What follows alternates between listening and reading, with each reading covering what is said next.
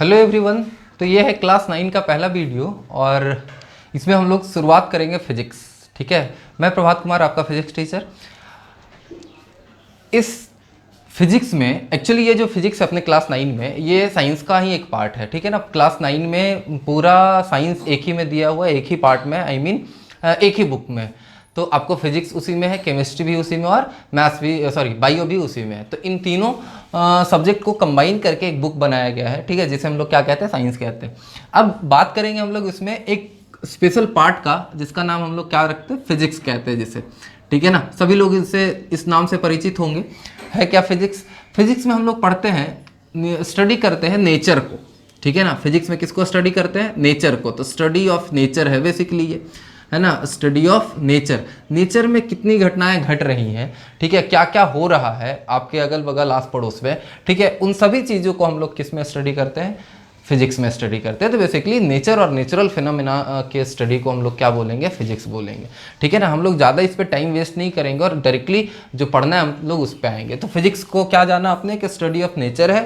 ठीक है, जिसमें हम लोग नेचर और नेचुरल फिनोमिना को या फिर इससे रिलेटेड किसी भी लॉ को पढ़ रहे होते हैं, या फिर नेचर में घटित होने वाली घटनाएं को लॉ के बेसिस पे एक्सप्लेन किया करते हैं। ठीक है, नेचर में घट रही घटनाओं को नियम के बेसिस पे, लॉ के बेसिस पे एक्सप्लेन करते हैं। क्लियर? चलो, तो इसमें फिजिक्स पढ़ने के लिए कुछ बेसिक चीज़ें जानना आपको बहुत ज़रूरी है मैथमेटिक्स का।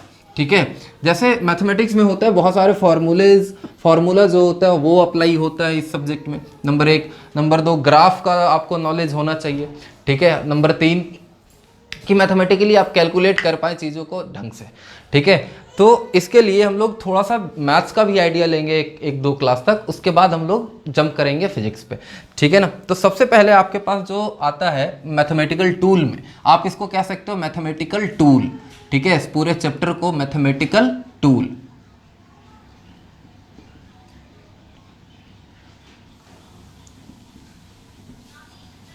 किसके लिए है ये टूल? फिजिक्स के लिए। क्लियर है ना? चलिए, तो सबसे पहले अब हम कुछ बेसिक अलजेब्रा, जो अब जैसे आप होता है a+b का होल स्क्वायर, a-b का होल स्क्वायर, a+b का होल क्यूब, ठीक है ना, तो कुछ ऐसे फार्मूलाज का बात करेंगे। क्लियर है? चलो तो करते हैं। बउआ को चुप करवा दीजिए ना।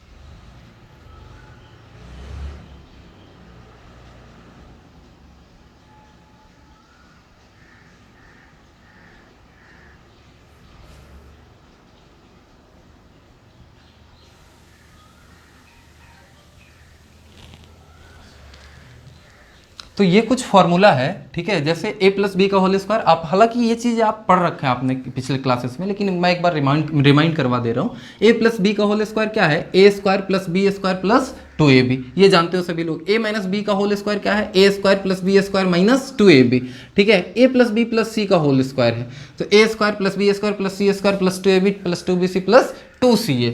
अब देखो a square minus B square, ये भी आप सभी लोग जानते होंगे, क्या है? a plus B into A minus B. अच्छा, a प्लस बी का whole cube is equal to क्या होगा? a cube plus B cube plus 3ab into A plus B. ये चीज़ देखो क्या है? a प्लस बी का होल क्यूब। बहुतों को ये चीज़ याद नहीं होता है, तो काइंडली याद कर लिया करें। a माइनस बी का होल क्यू क्या हो जाएगा? a cube minus B cube minus 3ab into A plus B. देखो बहुत माइनर सा डिफरेंस है, जहाँ पे अगर माइनस आ गया तो इसमें हर जगह क्या है? माइनस है, और अगर प्लस में है तो हर जगह क्या होगा? प्लस में होगा। बस एक ही चीज़ तो याद रखना है आपको। क्लियर है ना? इसको नोट कर ले, उसके बाद हम लोग आगे बढ़ते हैं।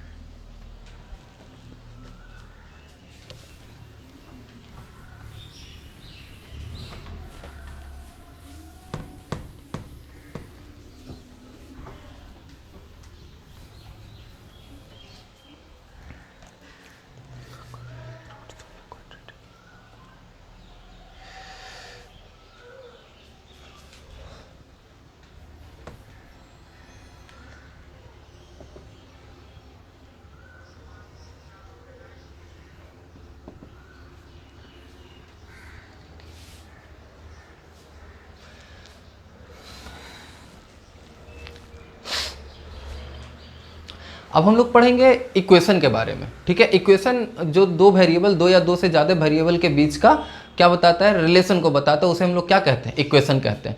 अब इक्वेशन भी अलग अलग तरीके का होता है, ठीक है। तो उसमें हम लोग सबसे पहले बात कर रहे होंगे लीनियर इक्वेशन का, ठीक है। लीनियर इक्वेशन उसको बोलेंगे जिसका डिग्री ऑफ इक्वेशन कितना होगा? 1 होगा। डिग्री ऑफ इक्वेशन कितना होना चाहिए? 1। तो इसको हम लोग क्या कहते हैं? Linear equation. Degree of equation किसको बोलते हैं? डिग्री का मतलब होता है पावर, तो जो मैक्सिमम पावर, पावर नहीं मैक्सिमम पावर, डिग्री का मतलब क्या? Maximum power. तो अगर मैक्सिमम पावर किसी भी इक्वेशन का 1 हो तो उसे क्या बोला जाता है? लीनियर इक्वेशन बोला जाता है, ठीक है ना। इसका बेसिक जो स्टैंडर्ड होता है फॉर्म, वो क्या होता है? y is equal to mx, ठीक है ना। y is equal to mx। देखो यहाँ पे y भी वेरिएबल है, x भी वेरिएबल है, ये वेरिएबल x भी है। तो x जो वेरिएबल, वो कैसा वेरिएबल है? इसको हम लोग कहते हैं इंडिपेंडेंट वेरिएबल। इसको क्या कहते हैं? Independent variable. क्यों इंडिपेंडेंट बोलते हैं? क्योंकि देखो y का वैल्यू, x का वैल्यू 0 तो y भी क्या? 0। x का वैल्यू 1 तो y भी क्या? m। x का वैल्यू 2 तो y का वैल्यू 2m। x का वैल्यू 3 तो y का वैल्यू 3m। x का वैल्यू 4। x का आप कुछ भी वैल्यू रख सकते हो, लेकिन क्या y का कुछ भी वैल्यू रखा जा सकता है? नहीं। y किसके ऊपर डिपेंड कर रहा है? x के ऊपर डिपेंड कर रहा है। इसलिए ये जो होगा, y जो होगा, उसको हम क्या बोलेंगे? Dependent variable. और x किसके ऊपर डिपेंड कर रहा है? ये अपने मन का कर रहा है, इसलिए ये क्या है? Independent variable. m क्या है? m देखो कोफिशिएंट ऑफ x बोलते हैं इसको, कोफिशिएंट ऑफ x। और आगे चल के इसका एक और नाम आएगा, आगे इसका और भी रोल है जो हम लोग आगे डिस्कस करेंगे। y क्या है? y है डिपेंडेंट वेरिएबल। y क्या है? डिपेंडेंट वेरिएबल, ठीक है ना। तो इसको हम लोग बोला करेंगे लीनियर इक्वेशन। इसमें देखो, इस इक्वेशन में डिग्री ऑफ इक्वेशन कितना है? 1 है। अच्छा, अब ये चीजें हमें क्या करना है? एक तो सॉल्व करने का तरीका आना चाहिए कि अगर कोई आपके पास लीनियर इक्वेशन है तो क्या उसमें x और y का वैल्यू आप फाइंड आउट कर पाओगे, ठीक है ना।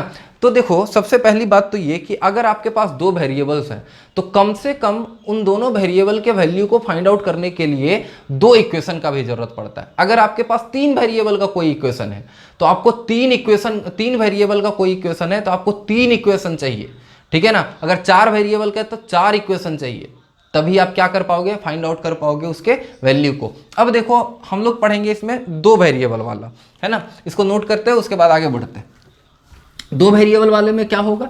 2 वेरिएबल वाले, जैसे आपके पास एक एग्जांपल है, सब लोग नोट करते चलेंगे, साथ में कॉपी पेन लेके बैठे जरूर, ठीक है।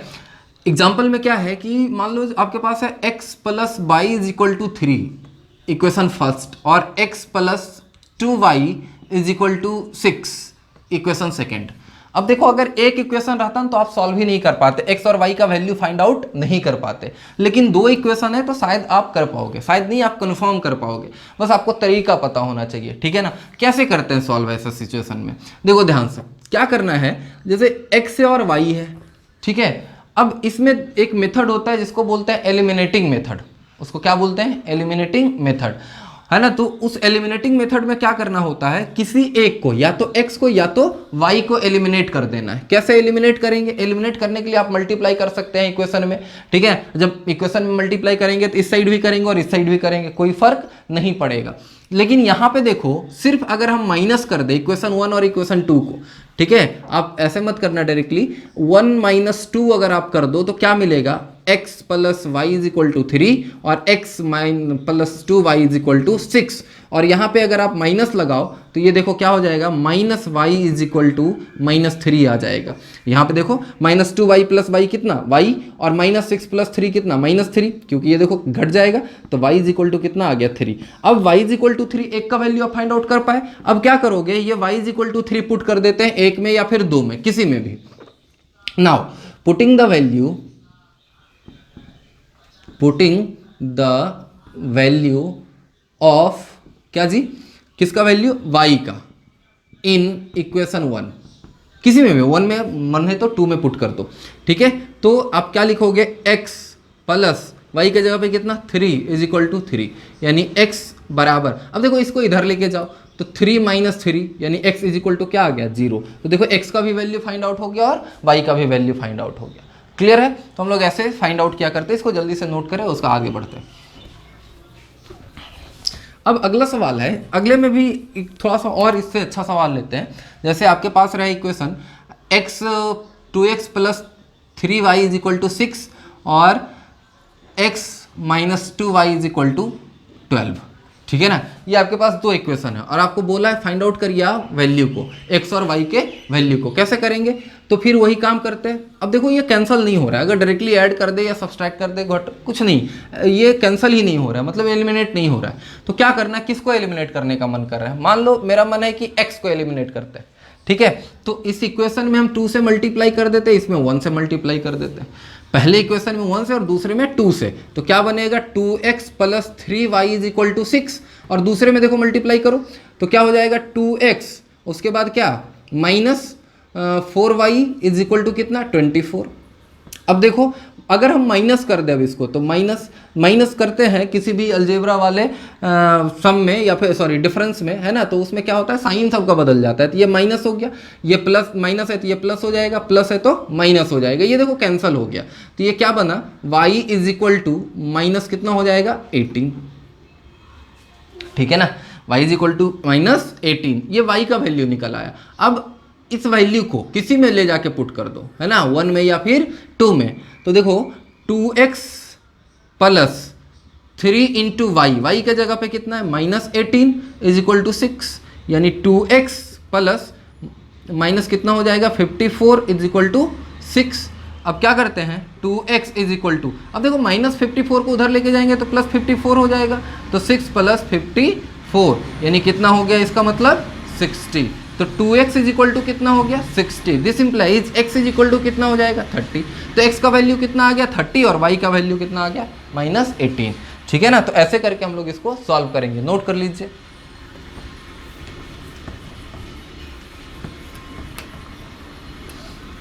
अब देखो नेक्स्ट सवाल की ओर बढ़ते हैं।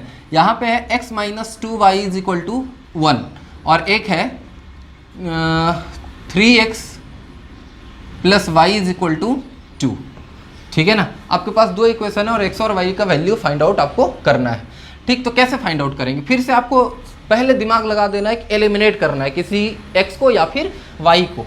हम बार बार x को एलिमिनेट कर रहे थे, चलो इस बार y को एलिमिनेट करके दिखाते हैं आपको, ठीक है। ये इक्वेशन 1 है, ये इक्वेशन क्या है, 2 है। अब देखो ये -2y है, अगर ये भी प्लस में 2y होता तो कितना अच्छा होता, तुरंत कैंसल आउट हो जाता घटाने के बाद, है ना। तो क्या करते हैं, इसमें 1 से मल्टीप्लाई कर देते, इसमें 2 से मल्टीप्लाई कर देते, है ना। तो मल्टीप्लाई करने के बाद क्या आ जाएगा, x - 2y = 1, और इसको जब मल्टीप्लाई करोगे तो 6x और ये क्या +2y = कितना, 4। अब देखो माइनस करेंगे तो सारे का क्या, सॉरी माइनस करने का जरूरत नहीं है, ऐड कर देते हैं, ठीक है। तो ऐड कर दे रहे हैं, एडिशन जैसे ही किया हमने तो ये 2y प्लस में और 2y माइनस में कैंसिल हो गया, और इसको जब ऐड किया तो क्या मिला, 7x, है ना। 7x = क्या हो जाएगा, 5, यानी x = 5/7, ये आपका वैल्यू आ गया। क्लियर है। चलिए, तो ऐसे करके हम लोग क्या करेंगे, इसको सॉल्व कर लिया करेंगे। ठीक है, लास्ट सवाल लेते हैं एक और उसको करके देखते हैं। नोट करते जाना है सभी लोग को। अब देखो आपके पास एक सवाल है कि 3y plus 2x is equal to 8 और एक है x minus y is equal to 4। ठीक है ना, ये सवाल है आपके पास। क्या करोगे, जिसको मर्जी उसको एलिमिनेट करो। ठीक है, अगर नहीं हो रहा है डायरेक्टली तो आप मल्टीप्लाई करो, इक्वेशन 1 इक्वेशन 2। अब देखो नहीं हो रहा है ना, ये सेकेंड इक्वेशन जो है इसमें आप क्या देख रहे हो, इसमें आपको 3 से रहता 3y तब आप कर पाते एलिमिनेट, या फिर इसमें अगर 2x रहता तो माइनस करके एलिमिनेट कर पाते। अब देखो अगर मैं इससे 3 से मल्टीप्लाई कर देता हूँ इस इक्वेशन को और इसको कितने से 1 से, तो क्या बनता है इक्वेशन फिर देखो 2x plus 3y is equal to 8 और इसको 3 से मल्टीप्लाई करने के बाद 3x minus 3y is equal to 12। अब देखो ये कैंसिल हो गया आपस में, कितना बन जाएगा ये 5x बराबर 12 और 8 कितना 20, यानी x इज इक्वल टू कितना हो गया 20/5 और ये किसके बराबर है 4 के बराबर है। तो इस प्रकार से ये क्या होता है आपको x का वैल्यू दे देता है। अब x का वैल्यू जो मिल गया तो x का वैल्यू पुट कर देंगे इस इक्वेशन में। ठीक है, तो x का वैल्यू पुट करो इसमें 2 में, putting the value of x is equal to 4 in 2। ये सब लिखने के बाद यहाँ पे x के जगह पे क्या लिखोगे 4 minus y is equal to 4, minus को उधर लेके जाओ तो यानी y इज इक्वल टू कितना हो जाएगा 0। ठीक है ना, y इज इक्वल टू कितना हो जाएगा 0। तो इस प्रकार से x और y का वैल्यू हम लोग फाइंड आउट किया करेंगे। ये आप मैथ्स में भी पढ़ोगे इस क्लास में। अब इसके बाद आता है ग्राफ इसका, कि लीनियर इक्वेशन का ग्राफ कैसे हम लोग प्लॉट करेंगे। ठीक है ना, तो लीनियर इक्वेशन का ग्राफ प्लॉट करने की कोशिश करते हैं। चलिए देखते हैं कैसे। अब अभी आपने क्या पढ़ा कि y is equal to mx होता है इसका स्टैंडर्ड इक्वेशन, या फिर दूसरा क्या हो सकता है y is equal to mx plus c हो सकता है, और या फिर एक और फॉर्म हो सकता है y is equal to mx minus c। ठीक है ना, अच्छा ये c जो होगा ना कोई कांस्टेंट होगा, कांस्टेंट का मतलब नंबर होगा कोई, और ये भी क्या होगा कांस्टेंट होगा। ठीक है, अब हम पहले डायरेक्टली आपको बता देते हैं कि कब कौन सा ग्राफ बनेगा। ध्यान से देखिए, अगर y is equal to mx हो, और इसका रीजन भी मैं बताऊंगा कि कैसे कैसे ये बना। ठीक है, अभी बस गौर से देखते जाओ। y है, ये क्या है x एक्सिस है। अगर y is equal to mx हो तब वो वाला ग्राफ ओरिजिन से पास होगा और सीधा निकल जाएगा। Straight line passing through origin, इसको ऐसे पढ़ते हैं, straight line passing through origin. सुनते जाएंगे ध्यान से भी। उसके बाद y इज इक्वल टू अगर mx प्लस c होगा, ठीक है, तो इसमें क्या होगा, ये देखो y एक्सिस, ये वाला x एक्सिस है ना, तो देखो ये जब mx था सिर्फ तो ओरिजिन से पास कर रहा था, straight line passing through origin. लेकिन अगर ये पॉजिटिव अगर रहेगा, यहाँ पे अगर c प्लस में रहेगा तो ओरिजिन से पास नहीं करेगा, स्ट्रेट लाइन ही रहेगा लेकिन ओरिजिन से पास नहीं करेगा। ये पॉजिटिव y एक्सिस से शुरू होता है। क्यों शुरू होता है सारा का रीजन आपको मिलेगा, बस अभी थोड़ा सा धैर्य रखिए। अब तीसरा, अगर y is equal to mx minus c हो जाए, ठीक है, तो इसका जो ग्राफ होता है ये पॉजिटिव x एक्सिस से शुरू होता है, या फिर अगर इसको आप ऐसे भी कह सकते हो कि ये निगेटिव y एक्सिस से शुरू होता है। जब इसके वैल्यू को और थोड़ा कम लिया जाता है ना तो ये निगेटिव y एक्सिस से शुरू होता है। आप ऐसे याद रखेंगे, अगर y is equal to mx तो ग्राफ कहाँ से होगा, पासिंग थ्रू ओरिजिन। ठीक है ना, straight line passing through origin. अगर y is equal to mx plus c हो जाए तो ग्राफ स्ट्रेट लाइन तो होगा लेकिन कहां से स्टार्ट होगा, पॉजिटिव y एक्सिस से। और अगर y is equal to mx minus c हो जाए तो स्ट्रेट लाइन फिर भी ग्राफ होगा लेकिन कहां से शुरू होगा, नेगेटिव y एक्सिस से। ठीक है ना, अब इसको हम लोग एक्सप्लेन करते हैं प्रैक्टिकली। ठीक है, चलो नोट कर ले इतना, उसके बाद हम लोग बात करते हैं आगे।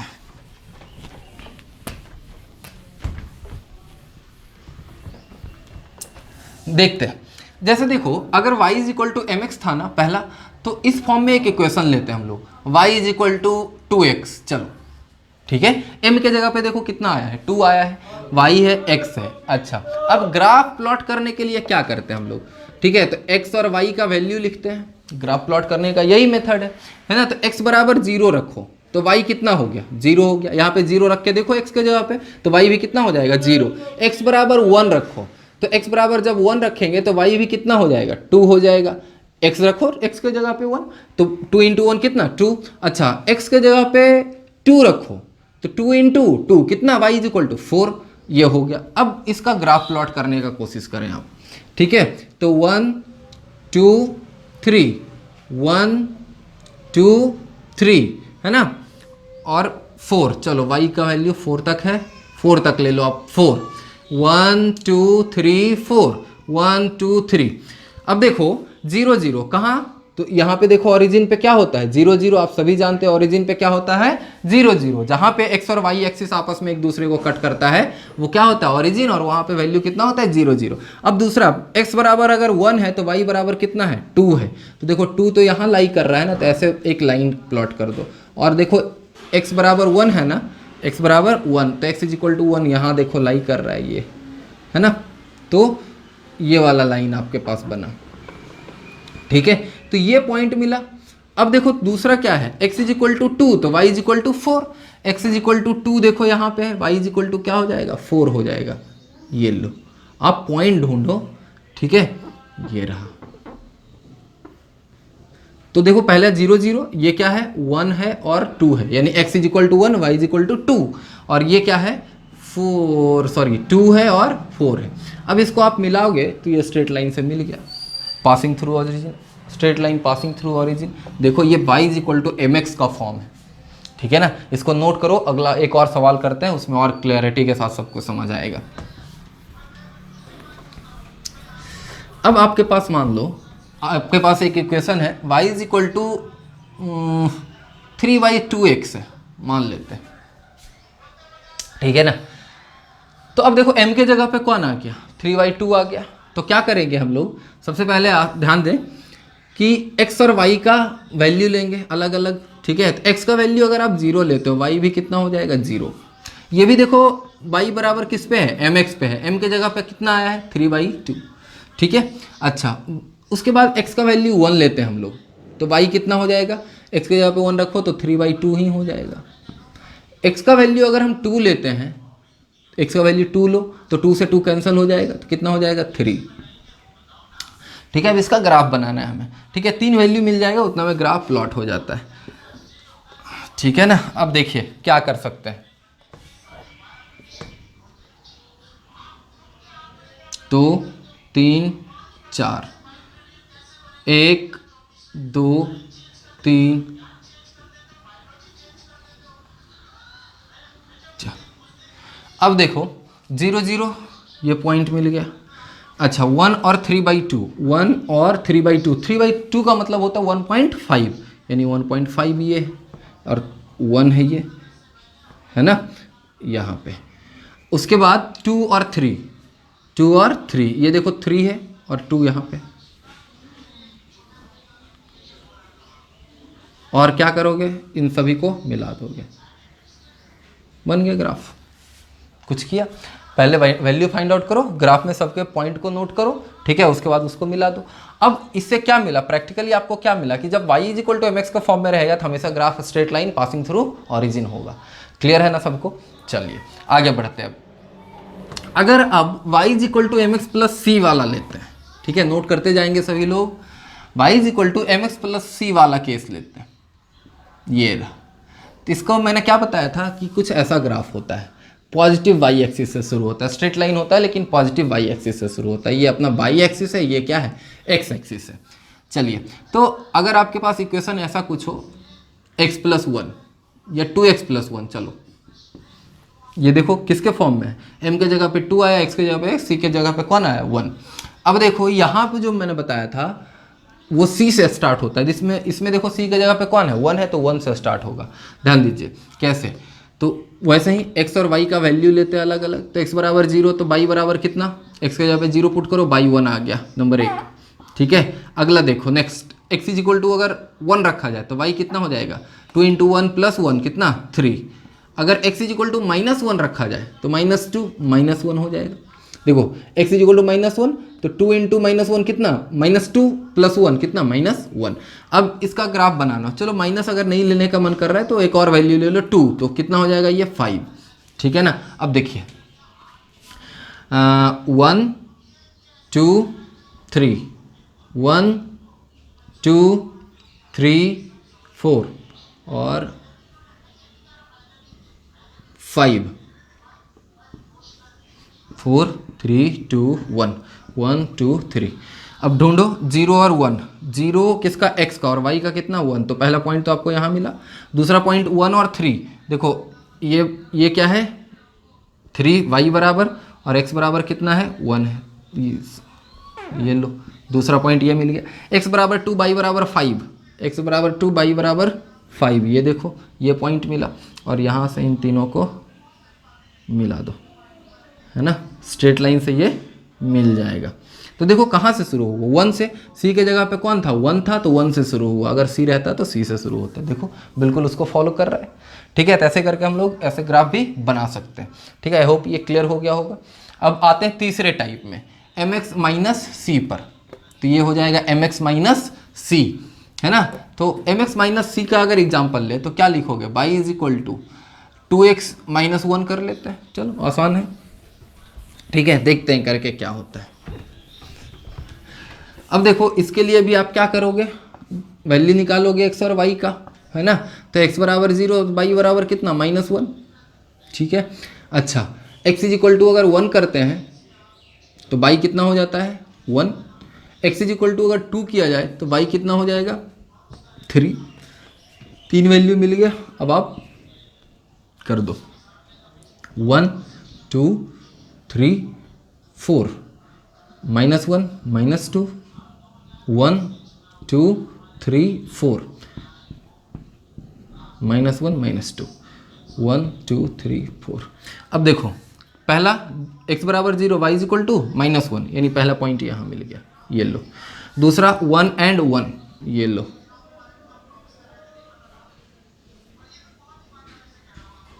उसके बाद तीसरा 2 and 3, x is equal to 2 और y इज इक्वल टू 3।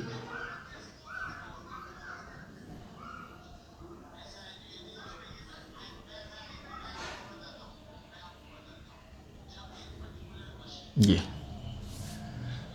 ठीक है ना।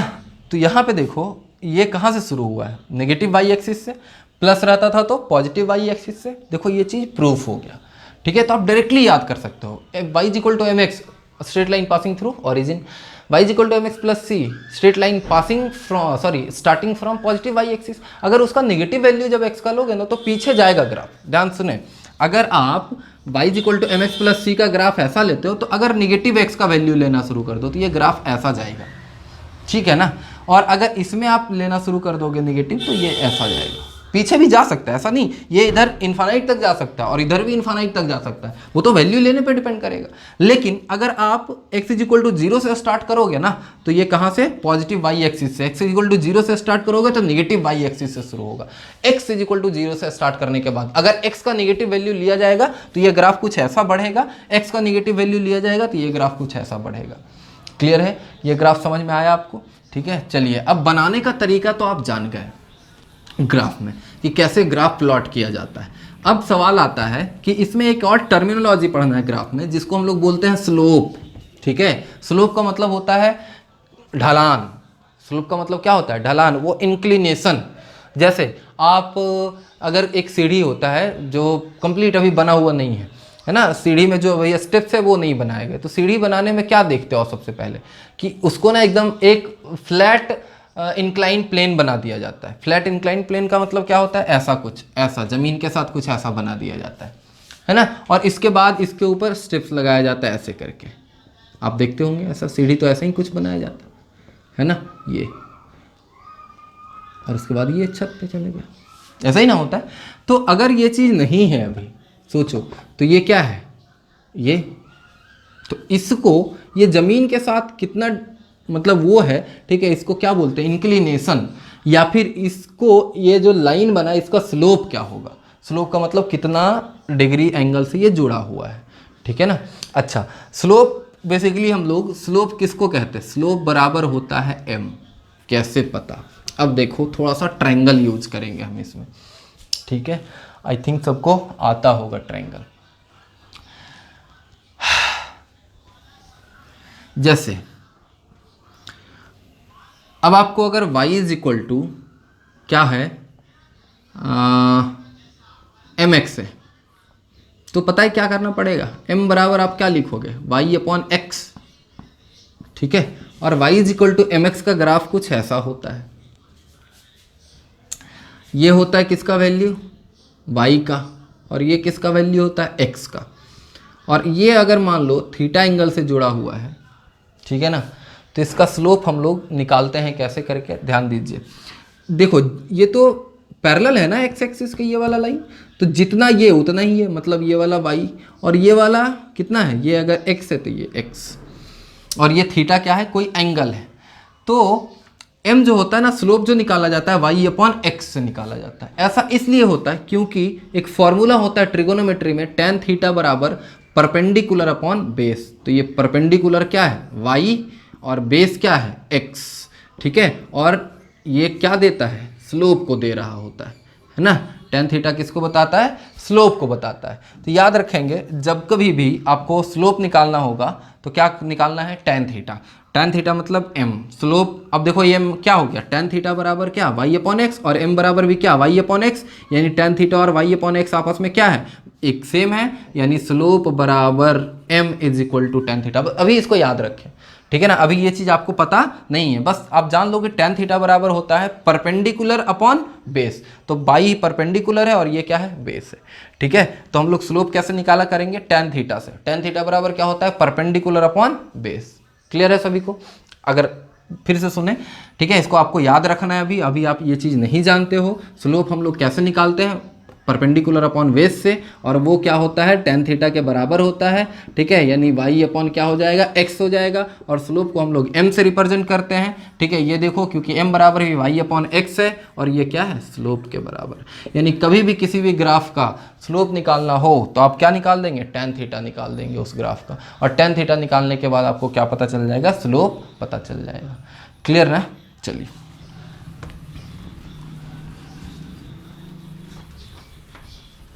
अब जैसे आपके पास एक इक्वेशन दिया रहे कि y is equal to 3x है, फाइंड आउट द स्लोप।